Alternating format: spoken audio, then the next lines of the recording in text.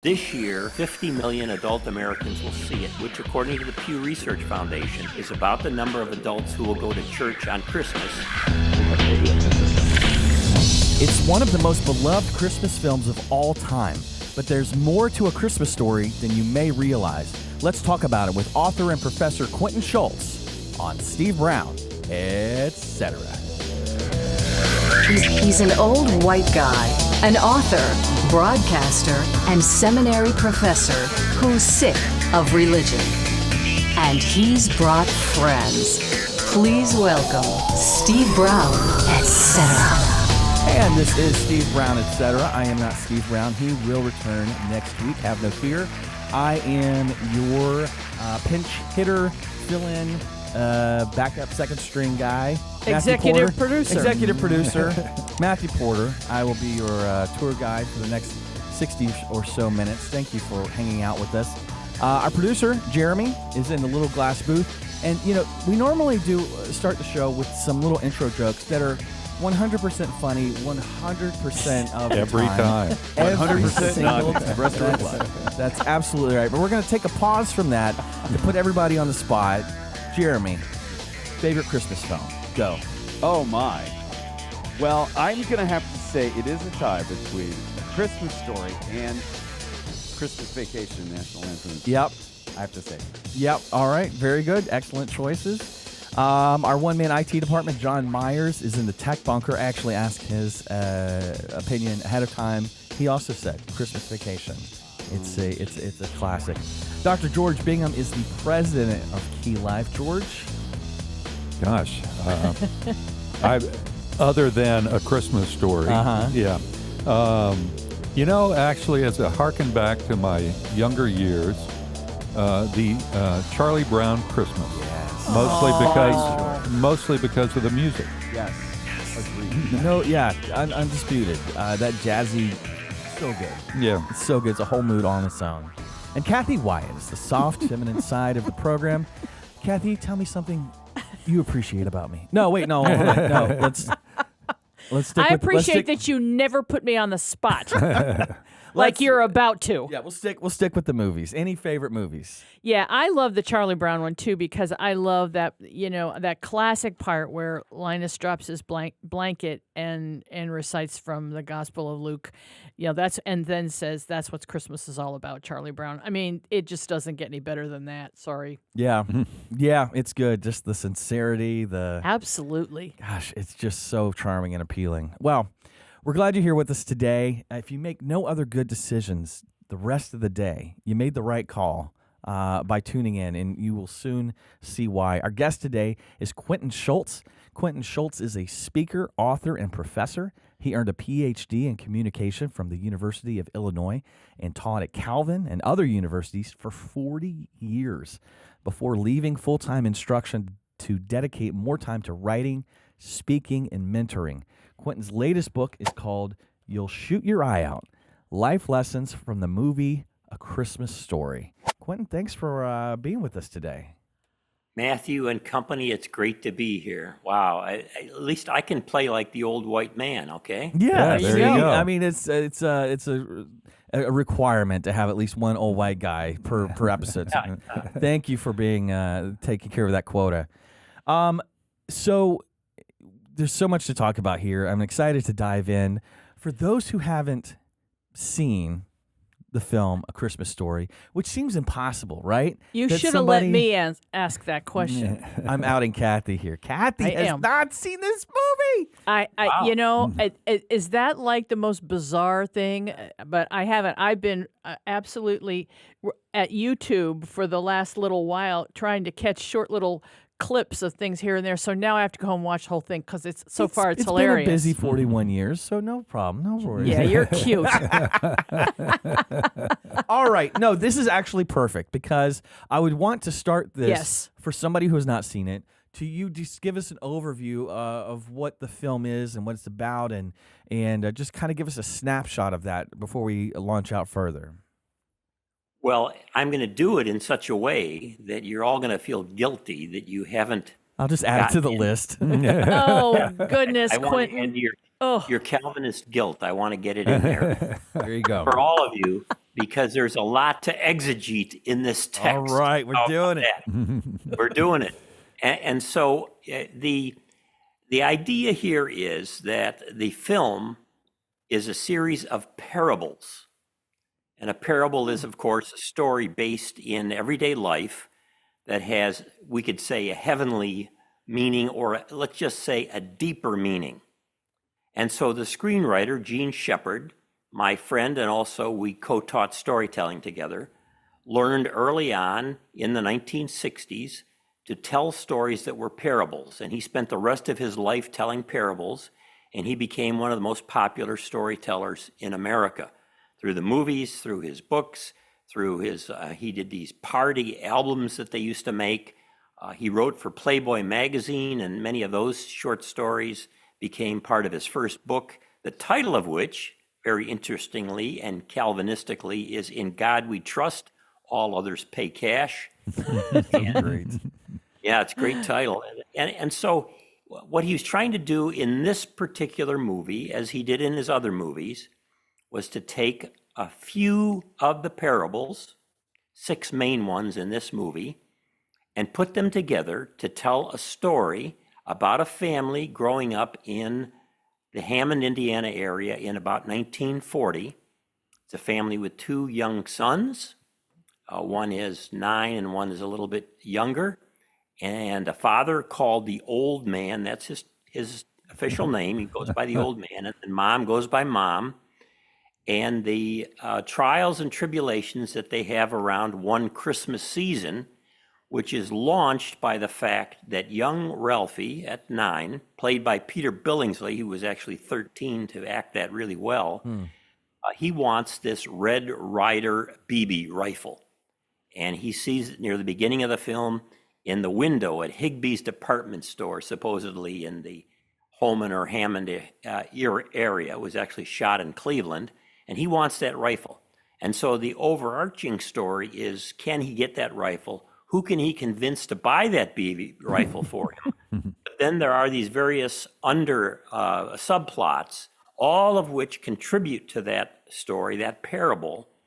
And what you have here in the movie is part of Jean Shepherd's integrated worldview about such things as the difference between men and women, about how families are and are not or should be, about human desire. He has a very Augustinian view of desire and what happens when our desires get out of kilter or misordered. And so there's a deep dose of the fallenness or brokenness of humanity in this family and the surrounding neighborhood. But there's also grace that comes in through these stories, this unmerited grace or love. And now that in a nutshell is the film. And I've already given away stuff that most people have no idea is there. And we'll be unpacking that in upcoming segments. But yes, this story has it didn't initially, and maybe you can speak to this. When it was in the theaters, it did not. It did okay. I think it was received well critically, but it wasn't until years later that it kind of found its audience and then became this annual must-watch film. Can you speak any to the development of this? I know Sure. Bob Clark had wanted to make this film for like a really long time, right? Yeah. It took him 8 years. Yeah. What happened is that Bob Clark made Porky's, a kind of a teen sex flick, not hardcore sex, but it's a typical teenage goofy sex thing, and it made a lot of money for the studio, and so they said to Bob Clark, who's a very good director, he died unfortunately young in an auto crash in Malibu, head-on collision. His son was in the car too. But at any rate, they said, we want you to make Porky's 2 and maybe a horror film. And he said, well, I really heard this guy, Jean Shepherd, on the radio telling a story, and I wanted to do a film with him. And they said, well, we'll let you do that on a low budget only if you agree to make these other films for us. And so they cut a deal, and they gave him a low budget, around $3 million, to make this film, which became A Christmas Story. And it took him quite a while to put it all together, to get Jean to write the script, and Jean's wife helped edit it some, and then Bob Clark, of course, had to, because it was overwritten. And then it came out in 1983 around Thanksgiving as a Christmas movie, and it pretty much bombed, and the studio pulled it from most of the theaters before Christmas. So it was not a success. In the long run, it's become a financial, just a mecca of money, Yes. a treasure trove for MGM and Warner Brothers and everything else. But that took a while. And what happened is, after the film came out and bombed, we had these things called VCRs that came along. And then we had the VCR rental shops, and the rental shops were looking for PG-rated films to put in, and also holiday-related films. And A Christmas Story fit the bill for both of those categories, so they started putting them in the shops. And people started not only renting, but viewing as families, and then telling other people about it. And by word of mouth, the film started taking off, and it has grown steadily in audience since it bombed in 1983. It is a phenomenal thing. I'll just conclude with this, if you can believe it. This year, on cable TV alone, 50 million adult Americans will see it, which, according to the Pew Research Foundation, is about the number of adults who will go to church on Christmas. And then secondarily, last year, in 2023, Warner Brothers sold 9 million DVDs. It is the most popular movie in America, not just the most popular Christmas movie. Absolutely amazing. You must watch it if you haven't yet. A Christmas Story. We're talking to Quentin Schultze, who knew and worked with Jean Shepherd, the man who not only wrote it, also did the voiceover. I just learned that recently. We're going to learn more about Jean on the other side of the break, so stick with us. You are listening to Steve Brown, etc.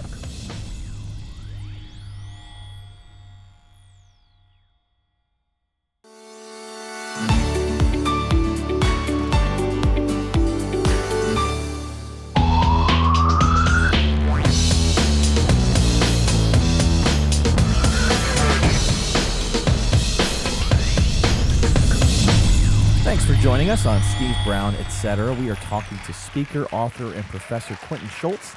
His new book is called You'll Shoot Your Eye Out, Life Lessons from the Movie A Christmas Story, which, of course, the screenwriter for said story and the guy who authored the book that the screenplay was based on was Jean Shepherd. It's one of those names you may have heard of, but if you haven't, you can't be blamed, because he's kind of like a... You know, there's certain, I'm a huge fan of comedians and comedy, and there's certain comedians that are not household names, but comedians respect them. They're kind of in the background, but they're kind of really, and Jean Shepherd, not he's a comedian, but he's one of these guys that the people knew him. I actually mentioned to our main guy, Steve Brown, I'm like, we're going to talk about Jean Shepherd. He goes, oh, I used to love listening to Jean Shepherd on WOR. I'd be mad when I couldn't get him in to dial him in on the radio. And Jean Shepherd also influenced on a guy you may have heard of, Jerry Seinfeld, to the point that Jerry named one of his kids Shepherd. So that's who we're talking about. And the other thing, I'm going to get your input on this, but the more you look at his life, the more just wild it is. You know, a lot of people have different titles. Oh, this person's a doctor, an author, a professor, a speaker. He's listed as raconteur. I'm like, okay, new life goal. I want to be officially known. How many great stories for how many years to like you're officially receive the mantle raconteur. What can you tell us about Jean? Because you have a really unique insight into him, don't you?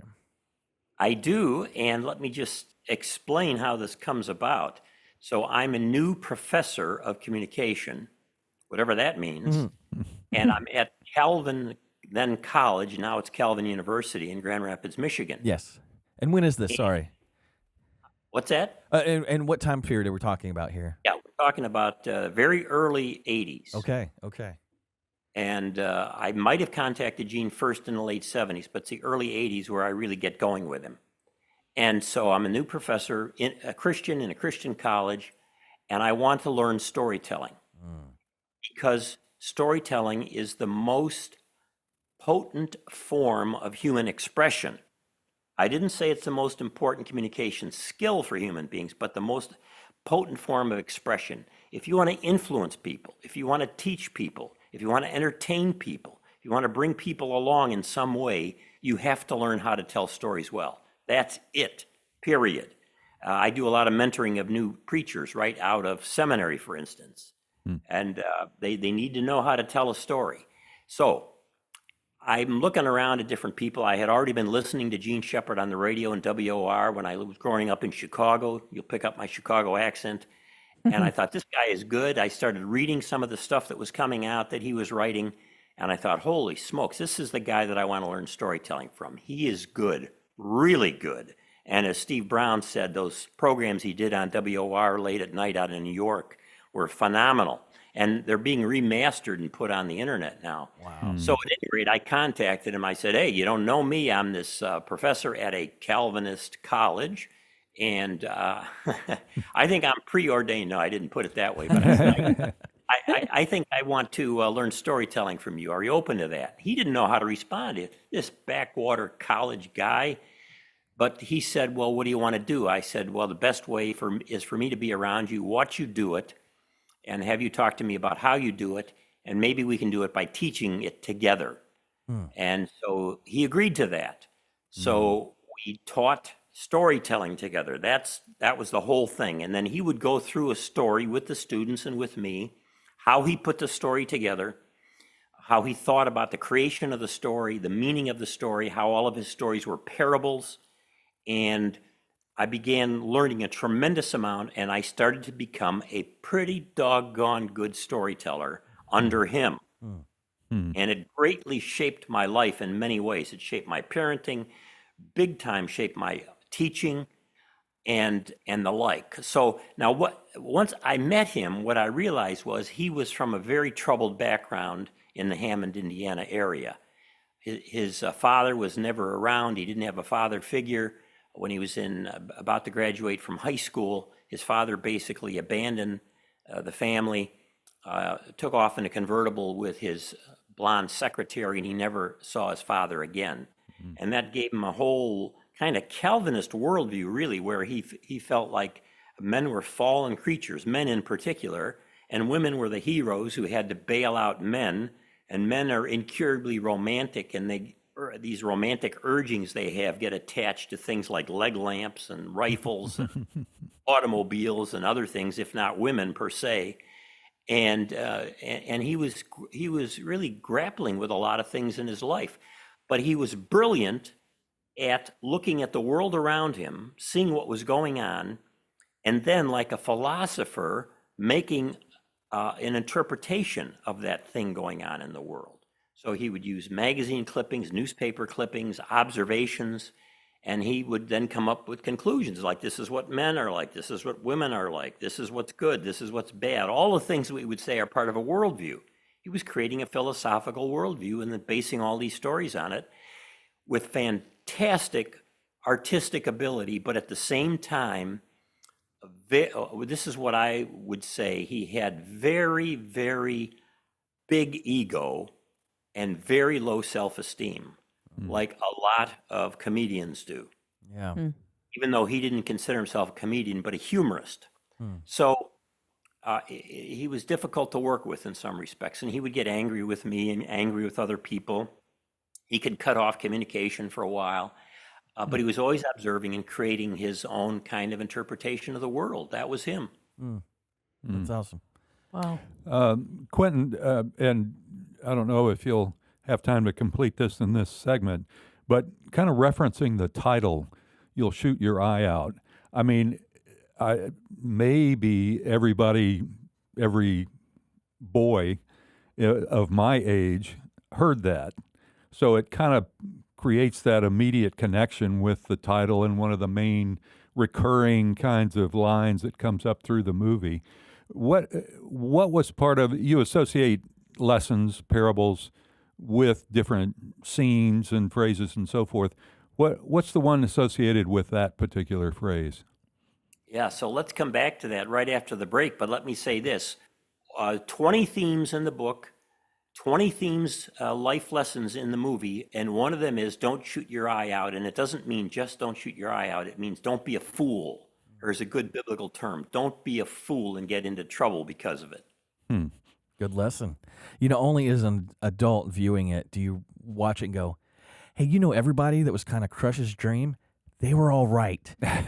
And I actually looked it up because I have this kind of time. I looked up the specs on that rifle.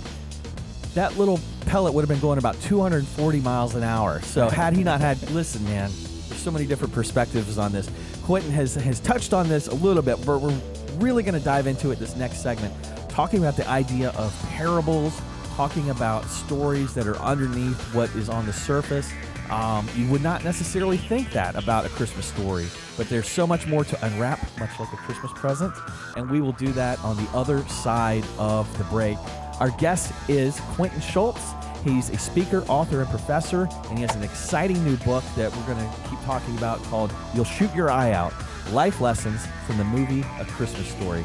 Stick with us. We'll pick it up on the other side of the break. You're listening to Steve Brown, etc.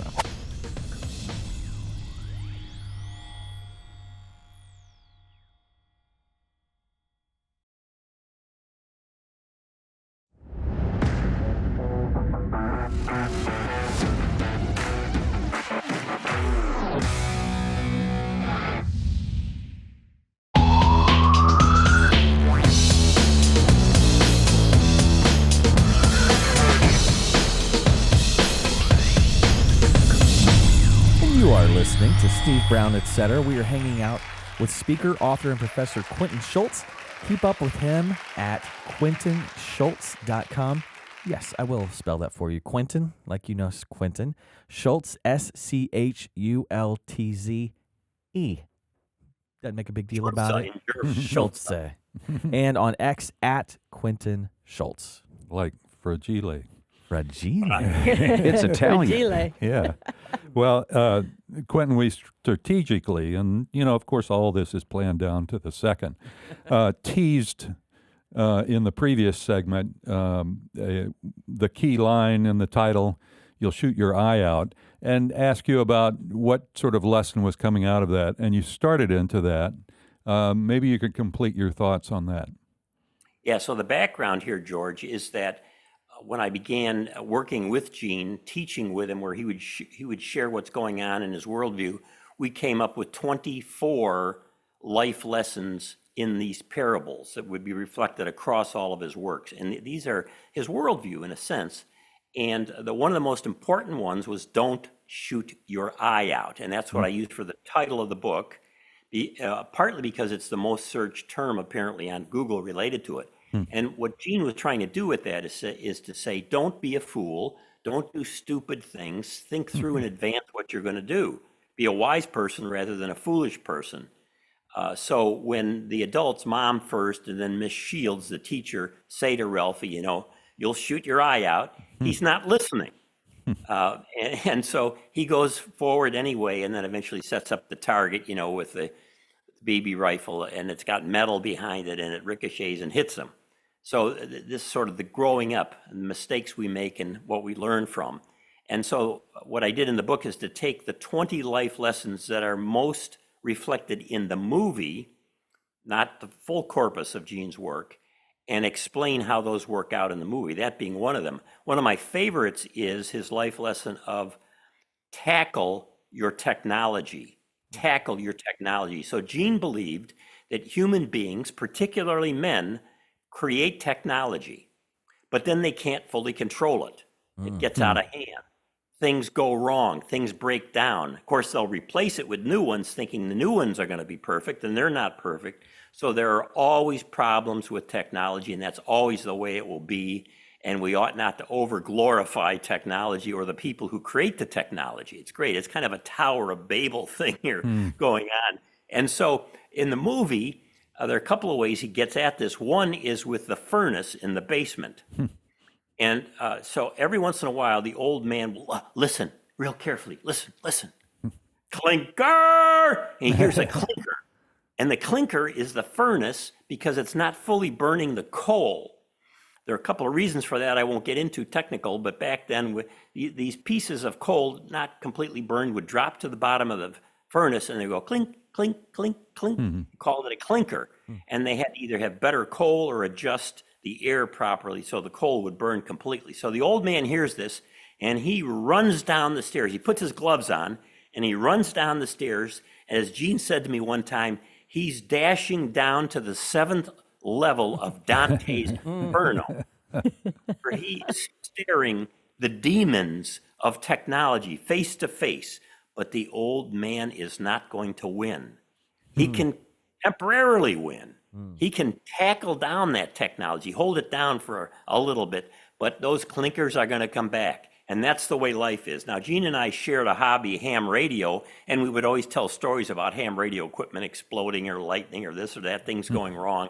And that's just the way it is. So he's also got the automobile, which is freezing up all the time. He's got this glorious car to impress all the women and the other men. Another thing that he's obsessed with, this 1937 Olds touring sedan, but it freezes up.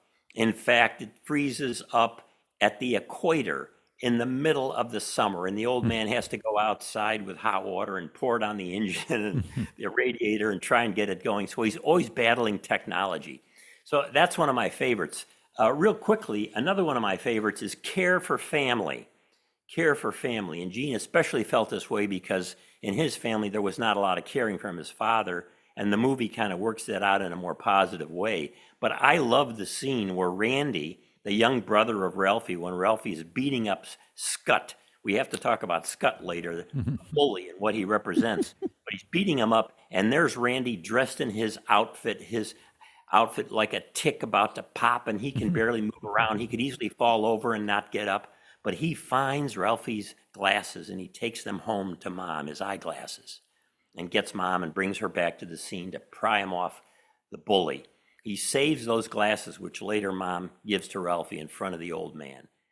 So Care for Family. Those are two of the life lessons in the movie. Good stuff. Yeah, we talked about the idea of a parable of a story under a story, and as we're learning here, there's so much of that baked into this seemingly sweet and simple Christmas story, but there's far more beneath the surface, and we'll continue exploring that on the other side of the break. The man who has brought this book to us is Quentin Schultze. The book is called You'll Shoot Your Eye Out, Life Lessons from the Movie A Christmas Story. I have still a lot of questions about the lessons in Gene himself, and if you'll stick with us, we're going to get to that on the other side of the break. Classic movie, and so many years in the making. That's another question I want to ask you. It's been so many years since you worked with Gene. Why now? And how lucky are we that you, who could uniquely bring the story, have finally brought it to fruition? So thank you for that. And we'll dive back into this conversation on the other side of the break. You are listening to Steve Brown, etc. Don't you go anywhere.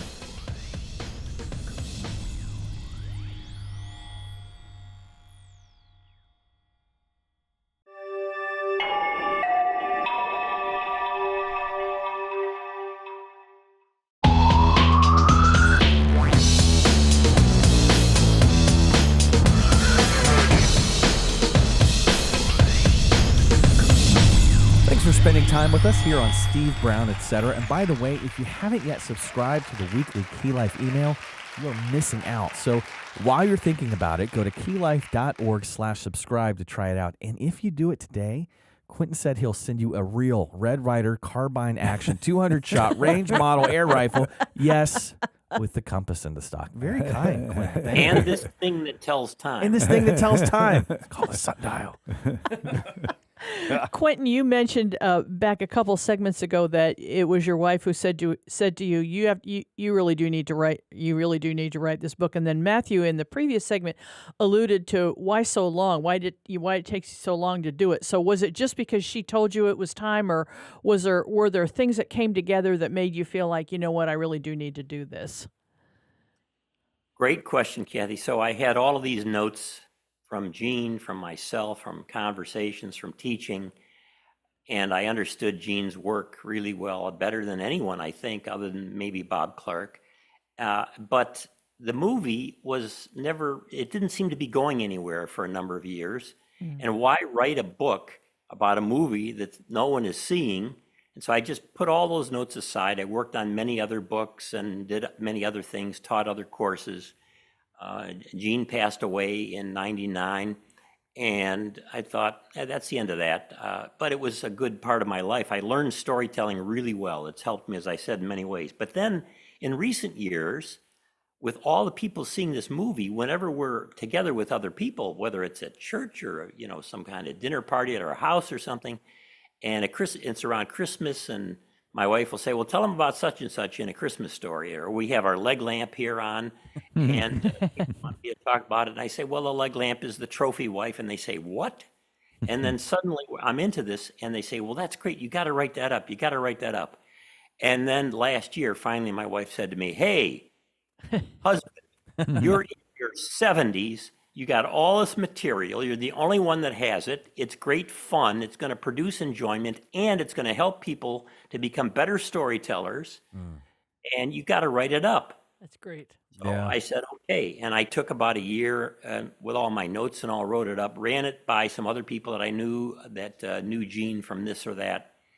And I got to say, it was a fun thing to write. I love the book. I love reading the book. I like the anecdotes. I like when I see the movie now, I enjoy it more because I'm thinking about the things that I talked with Gene about that are so special in the movie. Sure. That's awesome. The question that's hovering over my head is, am I correct that he did not have a very strong religious background necessarily? That's a great question. So Gene grew up nominally Presbyterian. Okay. His family was Presbyterian. His mom went to church. His dad was kind of a womanizer and not around, but that was in the Hammond, Indiana area. And then Gene really never did anything with that. He got into the military, went to college a little bit, got into storytelling in different ways. I would describe him this way.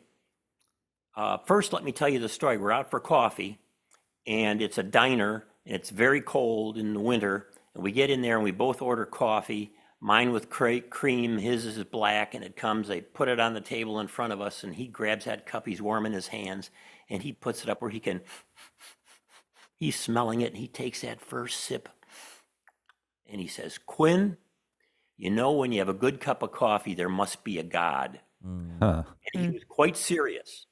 So the way I would explain him was, he was like a lot of people in society today that generally believe in God.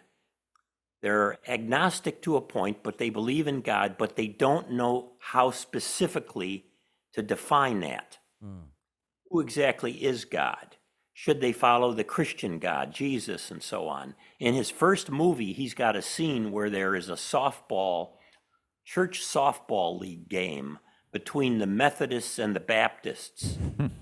And the ump makes a call that irritates people on one side, and then the other side starts to argue, and it ends up in a fisticuff brawl. And Gene, as he always did with the voice over, playing the older Ralph, he says, "And this is the beginning of the holy wars," and so that's how I would describe it. One time at Princeton Seminary, he came out on stage at the very beginning. He spoke at Princeton every year. And he said, "Well, it's great to be here. I just want you to know I represent the devil." And everybody, Princeton Seminary, And then he said, "Wait a minute, you can't have God without the devil." So it's interesting, quirky aspects to it. Yeah, hard to pin down. And yet, the morals seem to be very important to him in conveying that. So such an interesting contrast to me. He was a philosopher of life and moral lessons, and that is why so many kids, especially boys, listen to him on WOR radio. It was like their father or some avuncular type character telling them this is the way life is. It was amazing. That's great. Quentin, talk about some more of the life lessons Yeah. that you indicate in the book. The last one in the book, which was so fun to write, and it relates to a scene that you mentioned, is the give thanks. I wanted as a kind of doxology in the book, ending to say, Jean would give thanks like he did for coffee, for this thing or that, or the enjoyment of being on the beach and there with his wife and their dog, Daphne, and so on. And he had this sense of wonder and joy in life, though he couldn't explain it or exactly where it came from. But in the film, there are a couple of scenes toward the end that really capture giving thanks, and where Ralphie gets the rifle from the old man, his father, the only adult in his life that he doesn't ask for it. Okay? So it amazes him. Yeah. And it gives such joy to the old man to see this. And you see the two of them connecting, and Melinda Dillon playing mom, looking at that and seeing the connection there between the old man, father, and son. It's a glorious scene. The other one is when Melinda Dillon comes down the stairs, turns the light off. It's Christmas Day, night, evening, and it comes over to the sofa, and the two of them sit together, and they touch each other, and they clink their glasses together, and it's clear that all is forgiven. And though she had to break that leg lamp because that was the trophy wife, he understands that now, and they're back together. There's reconciliation, and the music there is Silent Night. And there is hope, there is peace. So thanks, give thanks is that last chapter, the last life lesson in the book. And when you look for it, it's here and there all over. It's just grace, really. It's poured out, inexplicable. Wow. You know, watching it for so many times over the years, it's funny and it's touching and it's nostalgic, but it always had a certain quality of a sober read on the human condition that I couldn't really put my finger on. But now, having talked to you for the last hour, I'm like, oh, I get it. There's a reason for that, because that's how Jean approached his storytelling. A lot of humanity, a lot of gentleness and grace. Thank you so much, Quentin, for writing this and for bringing it to us and sharing this time with us here on Steve Brown, etc. Listen, you guys need to buy this for Christmas. You have the DVD. If you have the DVD, you need to get the book. How great would this be for the person in your life, stocking stuffer? Make sure and order that today. It's called You'll Shoot Your Eye Out, Life Lessons from the Movie A Christmas Story. We have one more segment. Stick around for that. We'll be right back.